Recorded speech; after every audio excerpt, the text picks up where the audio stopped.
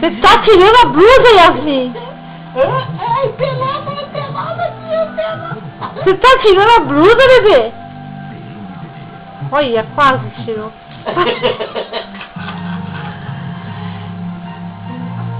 Tira. Tá tirando a blusa, Yasmin? Mata Atlântica pede socorro. Ela ainda esbanja a beleza, mas o estado de saúde não é mais o mesmo. Parte do que restou da Mata Atlântica está doente. A conclusão é de um estudo realizado por brasileiros e alemães. Sobrou apenas 1/5 da mata original e cobria 17 estados do país, além da Argentina e do Paraguai. Desses, 1/3 está fragmentado em trechos de até 100 hectares, equivalente a 100 campos de futebol. Fica, bebê. Aí. Tira.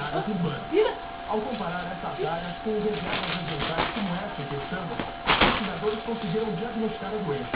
A Mata Atlântica fragmentada não se alimenta direito.